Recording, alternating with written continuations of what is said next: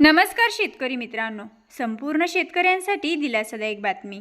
शेतकरी मित्रांनो, अतिवृष्टी नुकसान भरपाई, रब्बी अनुदान या दोन्ही योजनेची तुम्ही आतुरतेने वाट पाहत असाल तर आजचा व्हिडिओ तुम्हा सर्वांसाठी महत्त्वपूर्ण असणार आहे। तर शेतकरी मित्रांनो, अद्याप 2025 मध्ये अतिवृष्टीमुळे शेतकरी बांधवांचं मोठ्या प्रमाणावरती नुकसान झालं आणि यामध्ये खरीप हंगामातील नुकसानीमुळे शेतकरी बांधव हा आर्थिक संकटात सापडला। तर या सर्व आर्थिक संकटात सापडलेल्या शेतकऱ्यांसाठी एक मोठी आणि दिलासादायक बातमी समोर येते। तर ज्या शेतकऱ्यांना अद्याप 1 रुपयाचीही मदत मिळालेली नाही, त्यांच्या खात्यात आता दोन्ही प्रकारची मदत म्हणजेच नुकसान भरपाई आणि रब्बी अनुदान हे एकाच वेळी जमा करण्याचा निर्णय हा शासनाने घेतला आहे। तर शेतकरी मित्रांनो, आता या निधी वितरणाची प्रक्रिया ही सुरू देखील झालेली आहे। तर येत्या 7 ते 8 दिवसांमध्ये सर्व पात्र शेतकऱ्यांच्या खात्यात संपूर्ण दोन्ही योजनेचे पैसे हे जमा होण्याची शक्यता आहे। शेतकरी मित्रांनो, आता गेल्या काही दिवसांपासून अनेक शेतकऱ्यांमध्ये अनुदानाच्या वितरणाबद्दल संभ्रम होता। सरकारने निधी जाहीर केला, पण आमच्या खात्यात अद्याप 1 रुपयाही आला नाही, असे अनेक प्रश्न अनेक शेतकरी बांधव विचारत होते। तर यामागील कारण म्हणजे निधी वितरणातील तांत्रिक प्रक्रिया।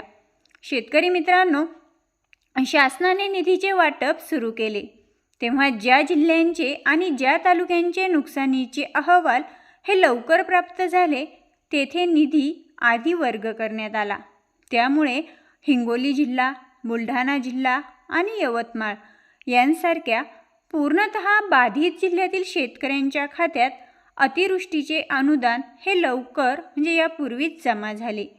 तर शेतकरी मित्रांनो, मात्र ज्या तालुक्यांच्या नुकसानीच्या याद्या या उशिरा आल्या किंवा जे तालुके अंशतः बाधित होते तेथील शेतकऱ्यांना अद्यापही रक्कम किंवा मदत ही मिळाली नव्हती।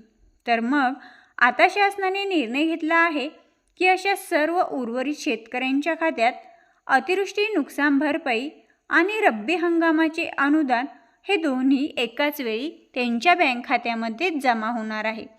आता शेतकरी मित्रांनो, तुम्हाला ही मदत किंवा हे अनुदान किती मिळणार, तर ज्या शेतकरी बांधवांचं क्षेत्र किंवा मग जे पूर्णतः बाधित क्षेत्र आहे त्यांना रब्बी अनुदानापोटी हेक्टरी 10,000 रुपये मिळतील।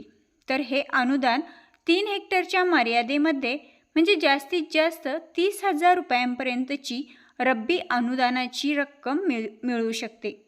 त्यानंतर अंशतः बाधित क्षेत्र असलेल्या शेतकरी बांधवांना नुकसानीच्या प्रमाणानुसार कमी रक्कम मिळू शकते, कारण NDRFच्या निकषांनुसार त्यांचे नुकसान हे कमी दाखवले गेले आहे।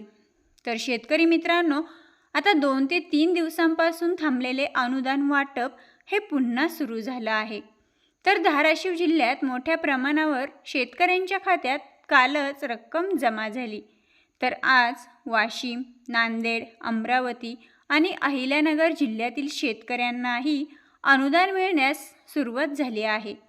तर मित्रांनो, सोलापूर, जालना आणि छत्रपती संभाजीनगर या जिल्ह्यांमध्ये वितरणाला थोडासा विलंब होत असला तरी तेथेही वितरणाची प्रक्रिया ही सुरू करण्यात आली आहे।